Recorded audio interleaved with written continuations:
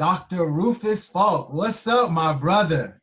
What's going on, my brother? I swear, it still feels weird hearing that, brother. I Man, promise you. first of all, I gotta congratulate you, man. Like, yo, you did the damn thing, man. I'm so proud of you, brother. Like, I look up to you. The reason why I am pursuing my doctorate degree is because of you and people like you who push through, and particularly us as Black men, really taking a stance and getting educated and equipping ourselves with better tools to do this work, man. And I really want to acknowledge that and thank you for your work and your inspiration, because I am following in your footsteps in that way, man.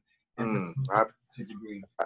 I appreciate that, my brother, and I'm just really encouraged the fact that you're going down that path too. It's necessary for us to be in those spaces and be able to sort of dictate how academia interacts with Black people. We have to be in those spaces to do so. So I'm just appreciative of you. We go way back. We're probably going to get into that, but again, bro, I'm happy to be here. Thanks for having me. Definitely, man. Definitely. Thank you so much for taking the time to be a part of this podcast. I want to get right into it because there's so much I want to talk to you about. First, I like to always start my podcast off with a story, man. So what story you got for me today? I think for me, when I think about my life, there's like one moment in my life that really was like a watershed moment for me. This is 1997. I'm a 9th grader at Latin Academy. I had just dislocated my kneecap, so I couldn't play basketball. I was getting involved with more stuff in the neighborhood. And then by the time I get to the end of the year, they're telling me that I would have to repeat the 9th grade.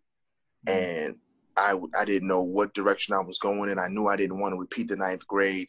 And then in that moment, I had to find another school to go to. And I didn't have any other option than one of my friends was talking about he goes to this school called North Cambridge Catholic. I'm like, what is that? I didn't know what it was. I reached out to the school, filled out an application, had everything going until they said, yo, you got to have an interview. So that's when I had to finally tell my parents that I was about to get kept back, bro. And in that moment, I had to let them know that, yo, I'm about to get kept back, but I have another option for us.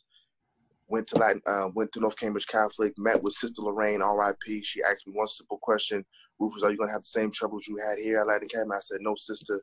And that literally changed my entire trajectory in life. Went to Latin Academy, started to get on the honor roll, played school ball, and it really sort of changed my direction in terms of where I could have been versus where I'm at now. So that one moment in 1997, making a decision to find another school option, really redirected my life, and that is one of probably the biggest moments that really why I'm standing here today, or sitting here today, I should say. Yeah, that's dope. And what was it about? What was it about that moment that was so life-changing in terms of your trajectory? Like, where do you feel like you would have gone had you not gone to North Cambridge Catholic? So I was dibbling and dabbling in the streets, playing around a little bit. And that's something I was getting more involved. I ended up getting arrested for the first time. I was going in a downward direction, getting arrested, and then being at the point where I was about to get kept back. I recognized at that point, even at 15, that I was just playing with the streets. I didn't have to be in the streets. You know what I'm saying? Like it wasn't necessary for me to be in that position or playing that role. And then I knew that, and this is no knock on the Burke, I didn't want to go to the Burke. I didn't want to go to Burke High School. I knew that there was probably a better option for me. I knew if I went to the Burke, I would probably continue down the same track that I was on. I knew I needed something different. I knew I had to take ownership of it. I couldn't wait for anybody else to put me in a better position. I had to hustle and figure out what was the best opportunity for me. And in that moment, I realized that education was my pathway out of the circumstances that I was in, and I sort of fully committed to it after that. I had some side steps, but I knew that was the direction I had to go in to escape the sort of streets of Roxbury that I was sort of accustomed to in terms of the negative sides of it. I was engulfed in it. So that was the moment for me that I redirected and said, okay, I gotta do something. I gotta do some things different. I had no excuse to be in the streets like that. And in the 90s, so you're saying this is like 97, 98. Where has Boston gone from since then, from in terms of like the community and the things that you were getting into, where you decided that that's not the path I want to go in, and then you look now and you look around the city now, has it changed much, or have you seen differences between what was happening in the 90s to what's happening in 2020? I think the biggest change from the 90s to now is probably the aesthetic of the city. The city just looks different. It was a lot harder to decipher who had it and who didn't have it in 97. There were this wealth gap that we live in now in the city of Boston wasn't as present or prevalent in 1997. Everybody appeared to be just making it. You know what I'm saying? So there was no seaport. There was no, like, these areas didn't exist of massive wealth versus you living in public housing. Like, there wasn't this big delineation between those who had the cash and those who didn't. But in terms of the street culture, it's the same. It's the same since the 80s, yo. Since the 80s, from the 80s to 220, it's pretty much the same, has the same elements. The players have just changed a little bit, and the street names have changed, the gangs have changed, some of them has changed, but it's the same elements of why so many young people in our community are engaged in it, because it's become, I think I'd be honest about the streets being addictive and gang culture being addictive, and how so many of our young folks are searching for a way to build an identity, and we haven't given them enough options to do so. So if it's not sports, oftentimes it's the streets, and we have to do a better job at allowing young people to build their own self-identity independent of those two elements that are so prevalent in the streets in which we grow up in. And so who poured into you to influence you to pour yourself back into the community? Because you left the city in some ways to go to a school outside of the city, right? And you got educated outside of the city. And then after you finished high school, I know you personally, so I know a little, a lot about your story, but then you went to Philly to go to college, right? But coming today, you're always in the city, you're always communicating with leaders in the city, you've done so much work in the city. So who poured into you for you to feel like you need to pour back into your own community, even though you left and have now come back? I have to credit that to my parents. My mother's the youngest of 5, born in Mission Hill. My father's the 7th of 15, born in Cathedral. They are products of the city. They've always instilled in me that you have a duty to pull folks up and to be present.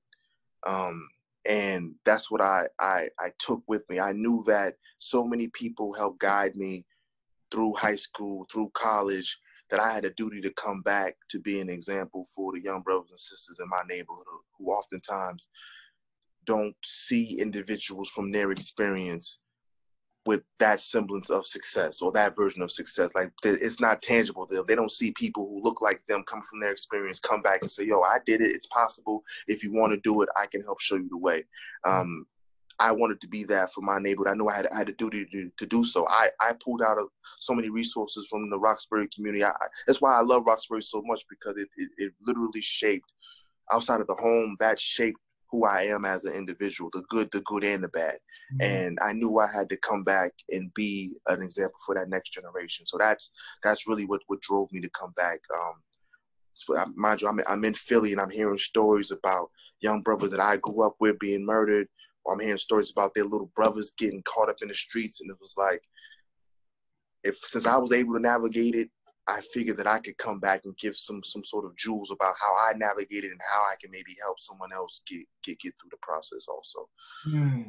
Yeah, it seems like sometimes it takes us to leave to appreciate what we have, at home, but it also inspires others to expand. Like, for example, like for myself, when you graduated, I was still in school, and I would always hear about, Rufus going to Philly and experiencing Philly and Temple University and all of that. And so it seemed like a viable option that I didn't have to stay in Massachusetts or stay in Boston to go to the next level of my education.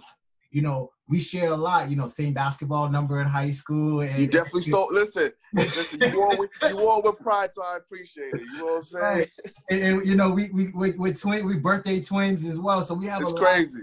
the universe has made it so that, we share a lot of similarities, and we share a lot of the same space. And I do think it's incredibly important for us, particularly Black men, to see other Black men go beyond the norm, or go past what is comfortable. Our neighborhoods, I grew up in West Memphis, you grew up in Boston. Boston was a big deal for me when I was younger to go hooping, to go hang out, and that was like a big deal. And then you took it even further. It was just like, yeah, I'm gonna go to school. Not only am I gonna go to college, which is unique in itself for Black and brown men, but then I'm gonna go outside of the city. I'm gonna go outside the state. And then you came back and you just poured into us, any of the young bucks that wanted to listen about your experience. How have you continued to share that light in your work today? Because I know you've dealt in politics, you do a lot of grassroots community organization. How have you continued to share your light in a way that seems to have developed into sort of a mentorship for a lot of our young brothers and sisters? I think my biggest thing is I just try to be present. I think oftentimes, coming from where we come from, it's very hard for us to ask anyone for anything. So I try to make sure that I disarm any of those feelings from any of the folks that I have contact. Like, they can come to me for anything in terms of any question or any sort of, they want to bounce ideas off me. I try to make sure that they know that they can come to me for anything in that space, and they shouldn't feel any reservations about doing so.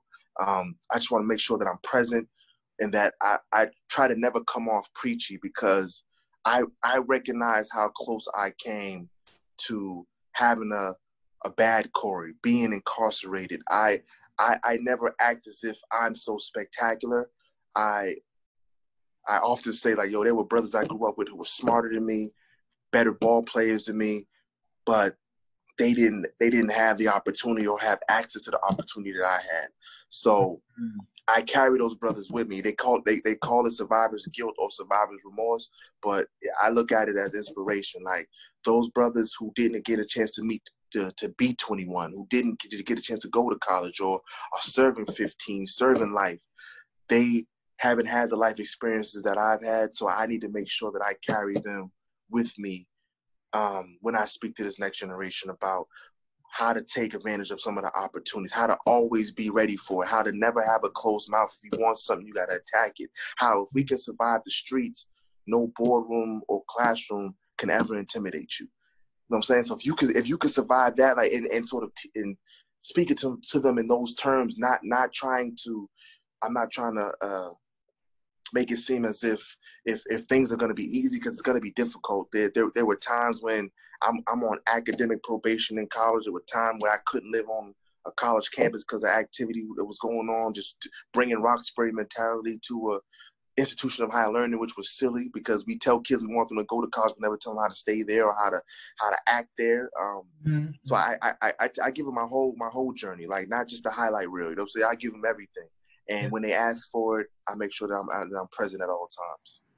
And so when you went to Temple, what was it like? What was some of the experience you had going, having the experiences you had in Boston, growing up in Boston, and then you talked about knowing how to act. I think for a lot of us, exposure to a different way of living could be an advantage or a disadvantage, right? Yeah. It can make us appreciate what we have, or it can make us feel that we're inadequate, that imposter syndrome, seeing, absolutely, other folks, how they move through school and the worries that they don't have, versus the worries that we have. What was that like for you, being a kid and 18, 19 years old in the early 2000s, experiencing a predominantly white institution, knowing that you have a lot of pressure on your shoulders to make it, because absolutely, like I said, a lot of your peers didn't make it. And so now you had a second chance at life in some aspects, right? You got out of the first one. You got out of the first one with almost being kept back. You made it to high school. That's a win. Now you're at Temple University, a prestigious institution. All right, now the chips are on the table. What you gonna do? What was that like for you? I almost threw it all away. So I chose Temple University because Philadelphia reminded me a lot of Boston, just bigger and a blacker version. Plus, my grandmother's from Philly, so I had family out there. I've always loved the institution. When I went there, I saw kids who looked just like me there. When I was there, Temple at the time was about 37 to 38% black and brown at that time of a school of 35,000. So, and Philly's in the heart, North Philly is the heart of the black community in Philly. So it felt like home there. But when I got there, I recognized two things, how abnormal my childhood was. I didn't realize how abnormal the circumstances were that I grew up in until I spoke to somebody who didn't have to experience some of those things, whether it be playing ball, playgrounds get shot up, or seeing people get like certain things that I don't want to call it normal, but just became a part of my story that I didn't think was sort of out of the ordinary. Then you speak to somebody who didn't have the same experience, and they look at you like, how did you make it through that? And I said, okay, that was a little different. And then when you get to a college campus, you're bringing all of your experiences there, and you're operating in an academic setting, but you will still have the bad habits that you sort of built up or sort of became a part of your character while you were at home. So I still was wearing that tough face all the time in the middle of a college campus. To this day, You couldn't turn it off. No, one thing that I couldn't turn it off, I didn't even know I was wearing it. Oh. I didn't even know I was wearing that screw face all the time, where you didn't want to show any emotions other than anger, or if you like the girl, you can only show lust. Like, those are the only two emotions that we were socialized to show coming from where we come from. Like, I could show, even though if I'm disappointed, I'm going to express it in anger.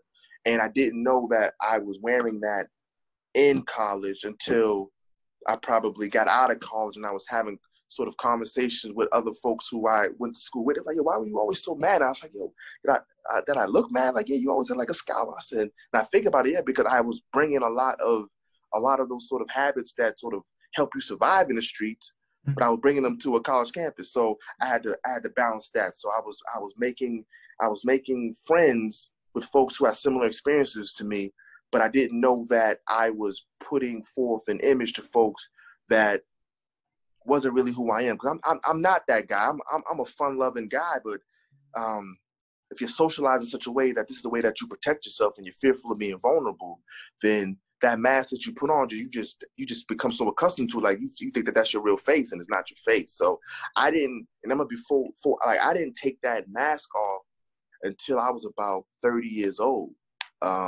Moving back here, 31, having a daughter, recognizing that for the first time in my life, you have to be emotionally intelligent enough to know that you have to be fully aware of all of your emotions, be willing to express them, because you can't be a hard rock with a daughter.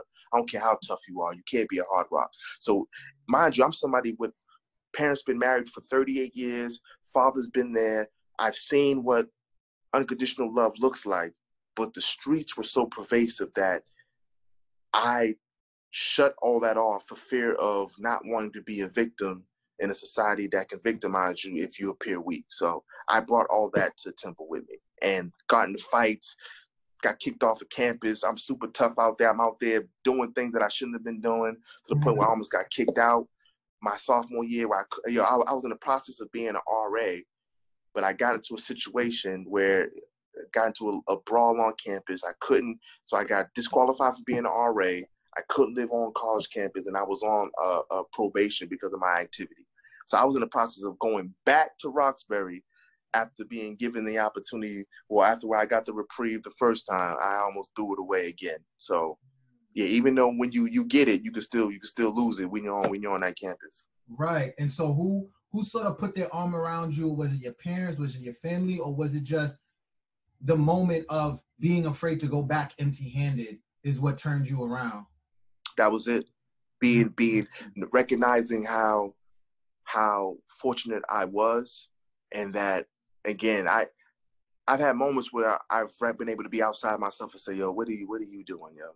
Why are you even moving like this? And sitting in a Philadelphia police department holding cell for 48 hours, when you're in there with real folks who are really in the streets, who are not college students at an institution of higher learning like Temple University, recognize like, yo, you almost doing it to yourself again. Then having to have your girlfriend at the time call your parents so they can send money to bail you out.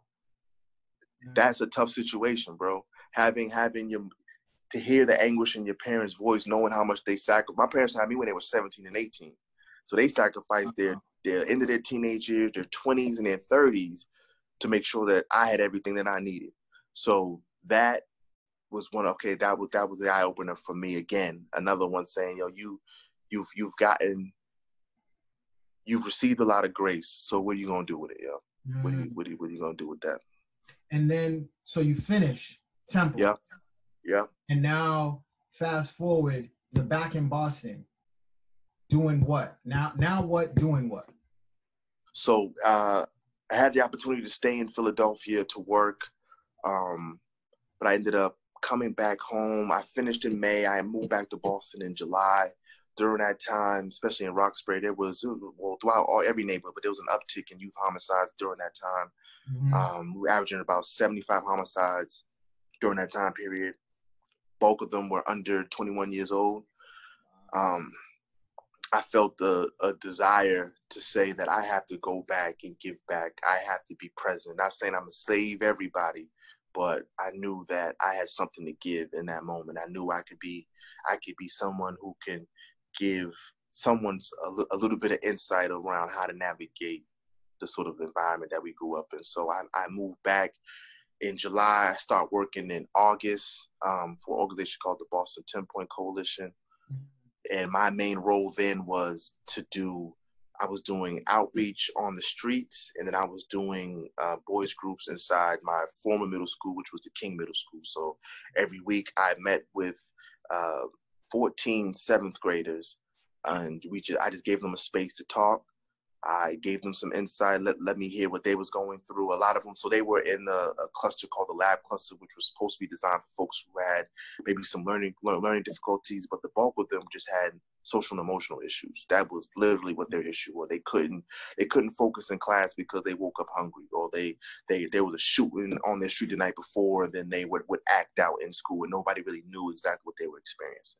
So I was doing that inside the schools. And then while in the streets, I was working with youth populations that were engaged in gang activity. So trying to transition 17, 18, 19, 20-year-olds from active gang activity to try to put them on a productive track. So getting them plugged in with academic stuff. So literally, bro, I was out there as a sort of case manager, a big brother, an example to say, yo, I literally grew up in the same spot you grew up in.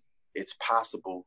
Let's figure out what this roadmap is. And I had a lot more failures than successes.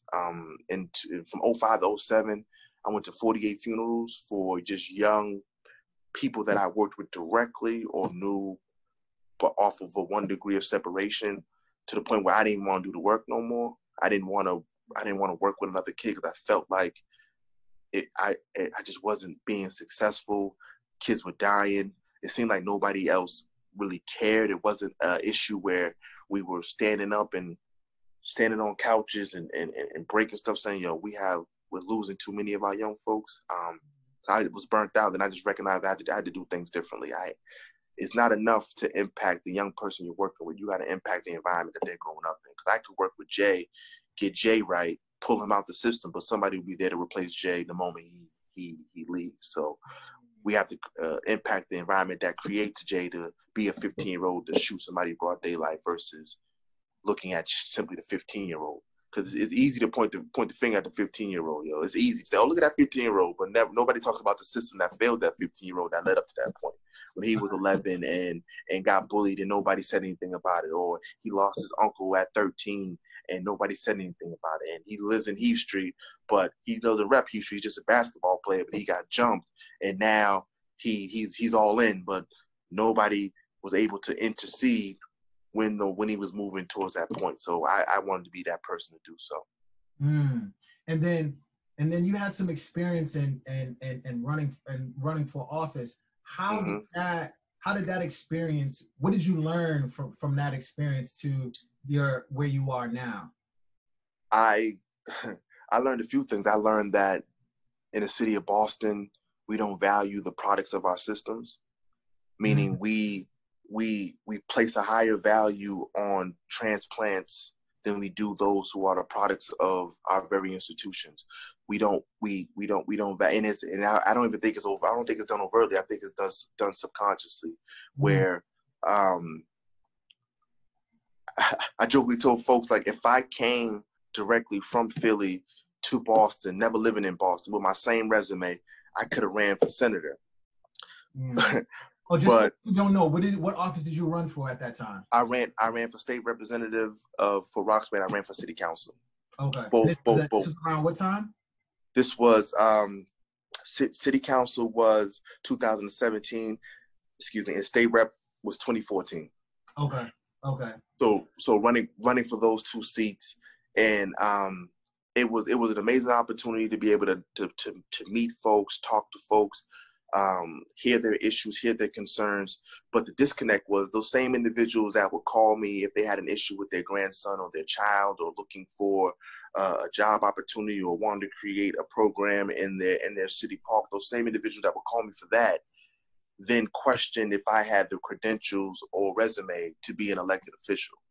So they not recognizing that the role that I was doing when they were calling me was literally a role of constituent service, to make sure that I'm addressing their issues, speaking around policies. Like, I was doing all that work, but the moment it became, would you be willing to vote for me, there was a disconnect, questioning if I had the resume or the capacity to do the job. And at the same time would allow folks to come from other cities to come here with less of resume than jump on their bandwagon. Because I think it's done subconsciously, where we don't celebrate the products of Boston's public school system. We don't celebrate the products of our community centers, where we are touting them, saying this is our next track of leadership. Our leadership track within the Black community isn't based on your track record in terms of what systems you've navigated through. It's oftentimes based on your proximity to who we think is in power, and oftentimes that sort of places some influence in areas that aren't indigenous to our community. So it was eye-opening for me. I only ran because I felt like we didn't have a voice who could speak directly to our experiences. And I wanted to be that voice. I wanted to be at those tables. I recognize how important policy is to our daily experience. I also recognize another disconnect, that the Black community, we are the most, we benefit the most by having an efficient and effective state and municipal government, in terms of we rely the most on its public school system. We rely the most on sort of the housing programs, yet we are the most unrepresented in terms of our sort of representation in elective politics, but also more importantly in terms of how we vote. We don't vote at the numbers in which we sort of are a part of the system. So that always sort of impacted me, or was something that I tried to address, saying that if we're not in those conversations around the way our children are being educated, even though our children are the most likely to be educated by this public school system, then we are allowing other folks to make decisions for our curriculum, but more importantly, the way in which our children are being prepared to compete academically. Because it's about competition, and we have to, it seems like we're the only ones who don't recognize that this is we're in a competitive sport in terms of society, and that we have to make sure that we equip our children to be able to compete with every other child. And we have to do a better job at that. And we have to, and only way we can do that is by being involved and engaged in those systems that educate and contend to try to prepare our children. Now, rather than being defeated and giving up and just leaving the whole city behind, you went even further in. Like you did even more work. Tell me some of the, like, what shifted for you, or what did you begin to do after your run for offices, in 2014 and then again in 2017? It's almost like you went deeper, into the community and started doing more work. Well, why? Why did you do that? What did you do, and why did you do it? Because I did feel defeated. I felt defeated at the moment. I felt like I did everything that they tell us to do, that they want us to do. They say they want you to, if you're from Rock, they want you to go to college. They want you to go get that degree. They want you to come back, work in the community, be present, keep your nose clean, stay out of trouble, be the quote unquote role model. Go back to school, get your master's, like improve your skill set.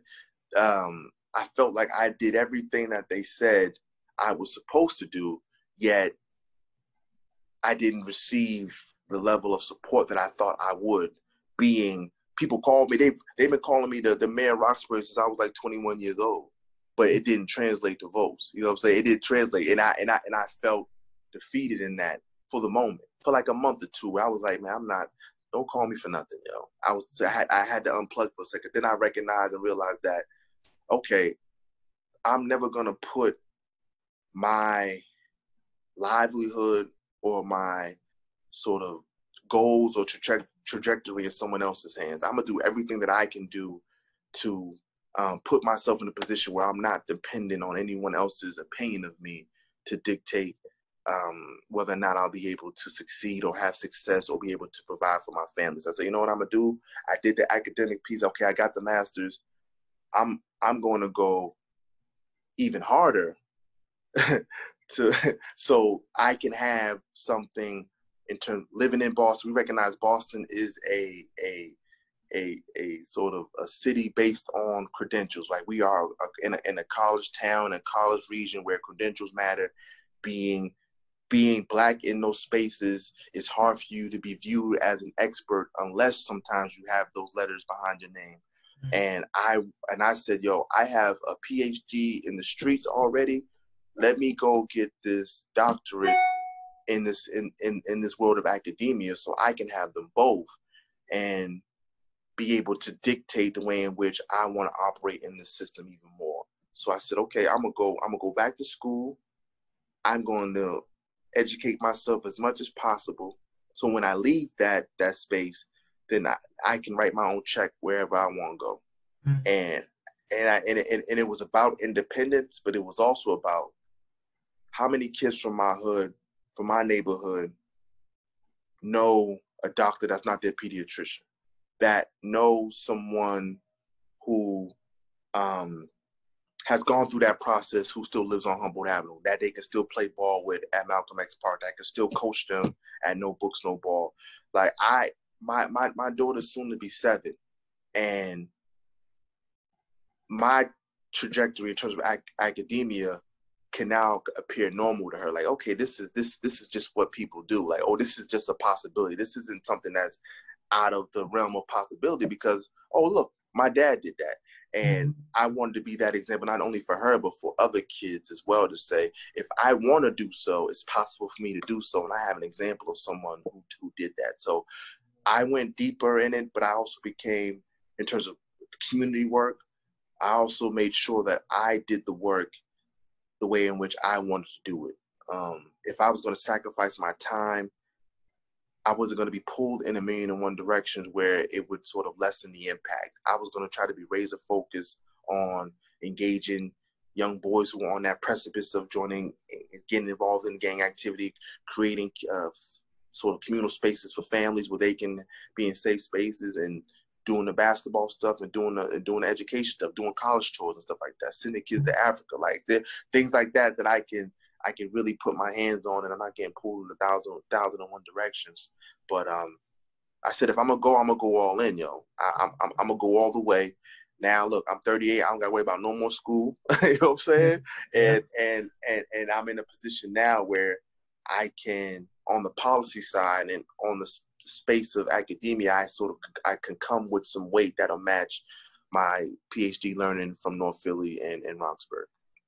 I love that, man. And one thing I loved about, watching you evolve and develop is that you never seemed bitter about you not winning office, because even, I seen you bigging up other state reps as they ran, whether it be Liz or, DA Rollins. Like you're always supporting, even though, I'm sure you've seen yourself in some of these positions.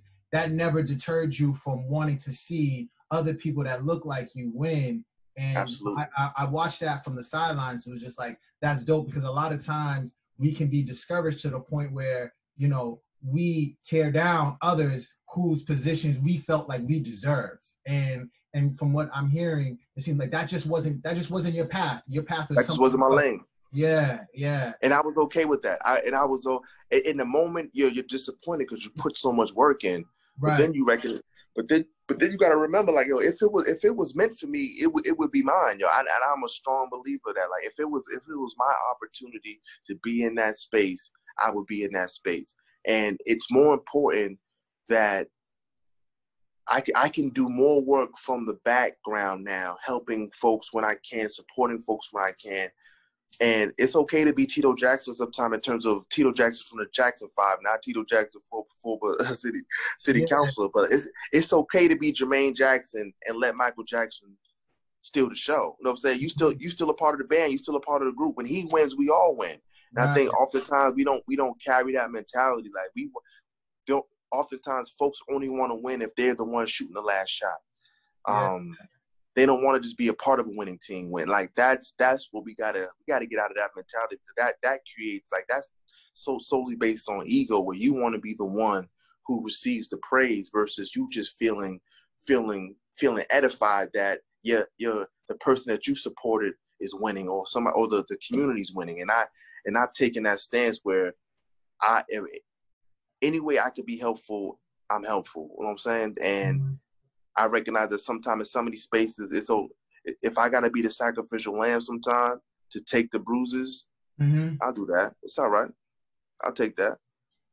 I love that, man. And so the next chapter is you studying to get your doctorate. And one of the things, and it's clear that education has been a central part of your life. And one of the things that you educated me on is the history of education in Boston from a public school standpoint. And one of the things that you always, put me onto is sort of the implications and the sort of residue of Boston busing that can even be witnessed today. What was it about Boston busing that sort of influenced some of your research, and why you are so passionate in letting people know its impact, even though it happened 30, 40 years ago, it's still very relevant today. Its implications are very relevant today. Tell me a little bit about that, because I feel like that was a large part of, your trajectory in getting your doctorate degree, whether it was specifically you studying that, or sort of outside of that, using that as the anchor to continue to get your education. So I'm a lover of BPS, public education in general, but BPS specifically, because I'm a product of BPS for kindergarten up to 9th grade until they try to get rid of me. But I've also, this is just my opinion, fact-based opinion, but still an opinion nonetheless, that the structure of BPS created or help exacerbate the wealth gap that we see today. The sheer structure of Boston public school system, where the way in which BPS is structured had created a two-tiered system of education. Those who matriculate through its examination high schools, and those who go to the general education school. So folks who are tracked towards the Boston Latin, the Latin Academies, and the John D. O'Briens of the world are more likely to go to colleges and universities, thus more likely to have a higher wage earning, I should say, and then have access to those sort of middle and high income paying jobs. Those folks who are then tracked towards schools like West Roxbury, Charlestown, those other schools are then tracked towards moderate to low income paying jobs. So that two-tiered structure originated, or was sort of began when in 1974, when Morgan v. Hennigan decision was made that declared that BPS schools were racially segregated, that the Boston Public School Committee had to develop a plan to desegregate the schools. their plan to desegregate the school was initially it was a busing program that bused children from Roxbury to South Boston and South Boston students into Roxbury, because the Racial Imbalance Act of 1965 stated that any school that had a population that was 50% more non-white needed to be desegregated. So they desegregated solely on the racial composition, not on the academic performances of the school. So that's what, if you think about today, Charlestown High School, the majority of the students that go to Charlestown High School are Black and brown students. You fast forward 45 years ago, the majority of students were white students. And that was due to busing. So once busing started, white parents pulled their children from public schools. At the time, white children made up the majority of students in BPS. You're talking about 1973, the majority of the students were white students. You fast forward to 2020, 86% of BPS students are Black, brown, or Asian. So like it literally topsy-turvy the entire structure of BPS. We talk about busing, which it really was it was some sort of Jim Crow style segregation. We had people like David Duke, who was the Ku Klux Klan leader, and other Klan members drive to Boston in favor of keeping Black students out of South Boston High School. We had multiple riots, multiple fights, stabbings. A lot of incidents happened, and I don't think we've ever really healed psychologically from those wounds. But more importantly, we didn't do the deep dive in how were the students of that time impacted by that process. So during my dissertation, I interviewed some parents who were a part of busing, who still harbored ill feelings about Boston Public Schools, and those ill feelings impacted the way in which they viewed what academic opportunities were available for their child. So their personal experience subconsciously moved them to either want to put their kids into charter schools or MECO because they didn't want their children to go through the same experiences that they had. But I also saw the inverse. I interviewed parents who went through MECO who then did not want to put their children into MECO because of the experiences that they had. So my dissertation focused on the lived experience of Roxbury parents as they were seeking secondary school options for their children. And the point was trying to get at what do parents prioritize when they're selecting schools, and how did their personal experience impact the way in which they view the sort of academic landscape that was available to them. And literally their lived experience is probably what was the biggest deciding factor on how they viewed what opportunities, or how they decided what opportunity that they were going to send their child to. If they had negative personal experiences, they were not going to put their kid through that same experience. And I talk about busing so much, and I talk about BPS so much because I think we have a lot of parents who don't interact with the system, not because they don't care about their child's academic trajectory, but because they are still harboring traumas from their experience that they haven't dealt with. And it has dictated, or it has precluded them from being fully active because they have still their own reservations around how they were treated or how they experienced it. So if we're going to talk about racial reconciliation, busing and the impacts of it have to be at the forefront, because that literally tore up the city on Black and white lines, and those scars and the remnants of those scars are still present today. And so with that information and with this research, what? Like it's clear that it was an issue. It's clear we're still seeing the remnants of it. What can people do now to sort of remedy that? Is there a solution, or is it too big from a systemic aspect to even try to tackle amidst all of what else is going on in the world? I think it's definitely not too big because it's necessary. It's a task that we have to take. And I think what now is having honest dialogue around the history. I think a lot of folks even know the history. We have so many transplants here, so many folks who are sort of aged out of the process, that they aren't even aware of what the desegregation of BPS actually looked like, or that it even happened. Like folks don't folks don't realize when we have kids who live in Roxbury who go to East Boston, South Boston, and Charlestown, where that actually started from. Like that started due to busing, and we are still busing kids to those schools in other neighborhoods as a result of that. From a school when they live up the street from a school that they can easily walk. Absolutely. Absolutely. And we don't get into the real. So I touch on it also in my researches in terms of the basis of this was Brown v. Board. Brown v. Board is what that decision is what desegregated public education in America. But the premise of Brown v. Board was that Black students were being harmed academically by not having access to white spaces and being next to white students. That was the basic premise of why Brown v. Board decision went through, that Black students were being harmed because they didn't have access to white spaces.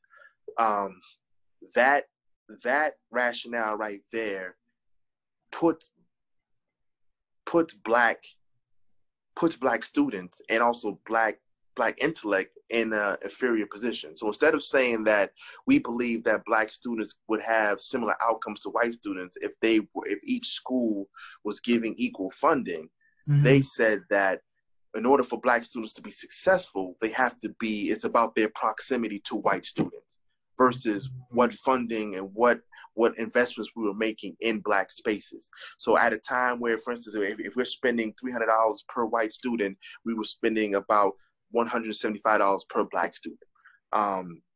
So instead of that being a linchpin, say, okay, if we're going to make things separate, let's make sure the funding is equal.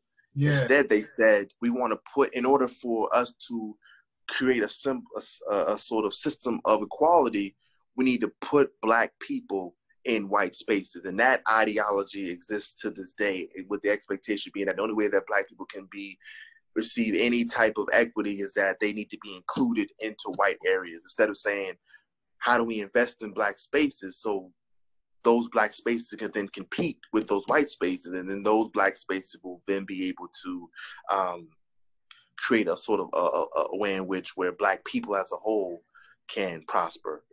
So the basis of Brown v. Board was based on this premise of Black intellectual inferiority, and that was the foundation of every preceding legal argument for integration, was that Black people needed access to white spaces in order to be successful academically.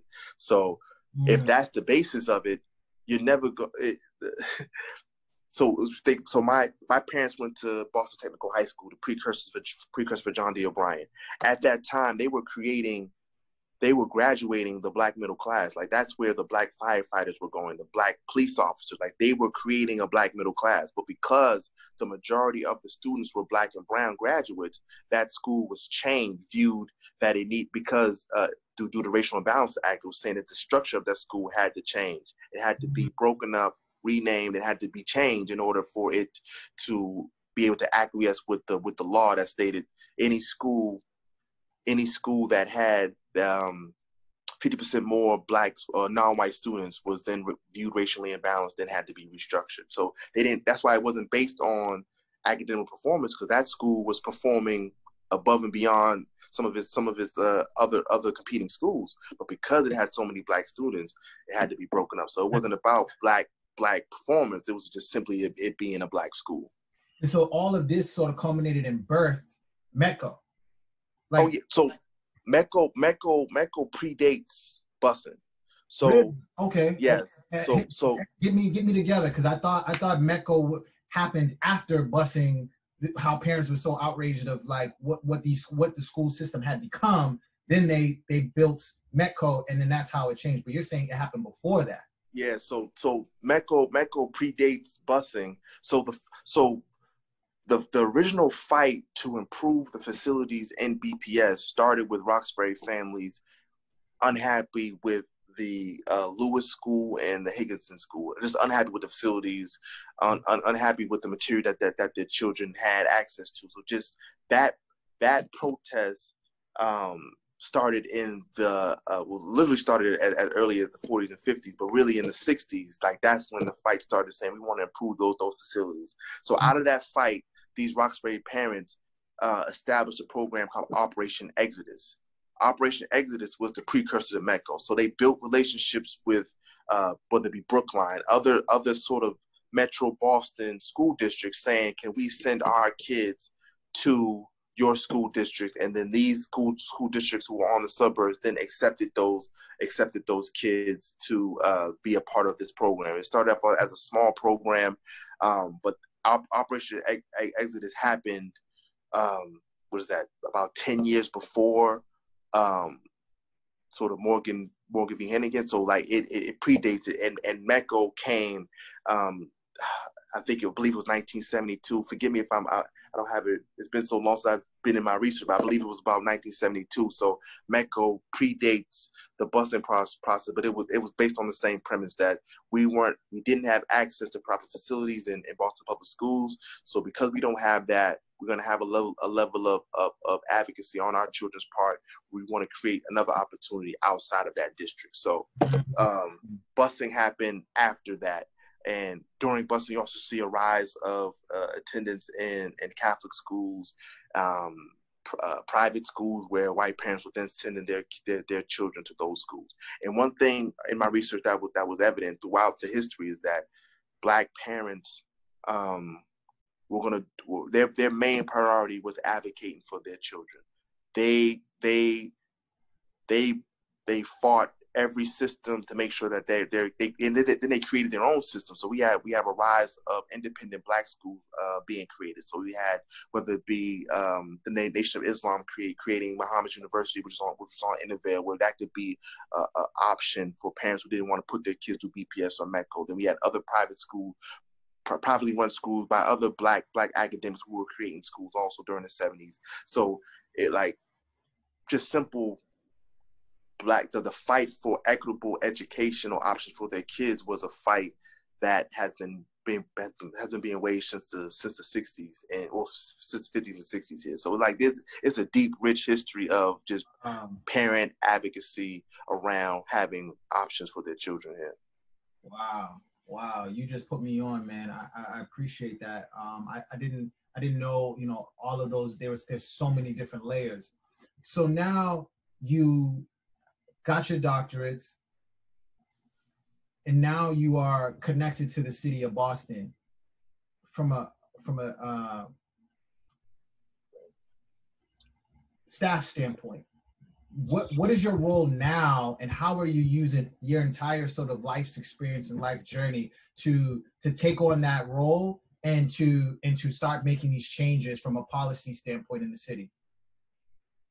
So my role now is to coordinate, largely to coordinate the services that we offer that touch that sort of violence prevention space. So that's everything from working with BPS to working with BPD around deployment and statistics and things like that. So everything in between, that's literally what my office touches, and making sure that we coordinate those services to prevent violence, to intervene when violence is occurring, but to also help individuals and communities heal during the aftermath of violence as well. So that's sort of that's the abridged versions of what I do. So I do that work inside the building, but outside the building, I'm making sure that folks in the community know that my office and that the administration is there to support their efforts.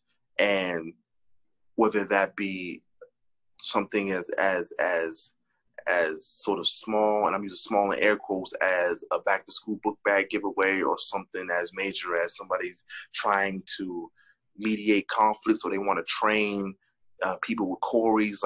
We want to make sure that we are supporting all those efforts. And support doesn't mean us putting our name on it. Support just means that we are whether it be financially or helping with our resources, expand and increase the bandwidth of any effort that is going to directly impact the quality of life of folks that we're trying to serve. So I bring my experience in that.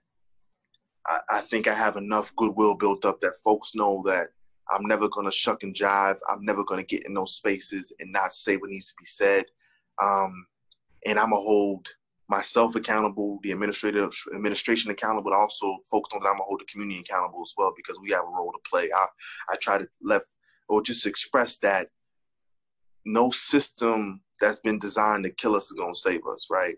We can demand what every other taxpaying citizen receives, but the system is not going to save us. We have to save us. We have to be the ones on the front line saying that we're going to be out here saving our babies. That we demand the system to provide what they provide every other citizen in the city of Boston. So whether that be access to high quality education or access to housing, whatever the city offers to every citizen, we need to make sure that our community has access to it. But when it comes to saving our babies, the system isn't set up for that. The system isn't designed for that. The system is the same system built on 400 years of oppression. It's not going to save us.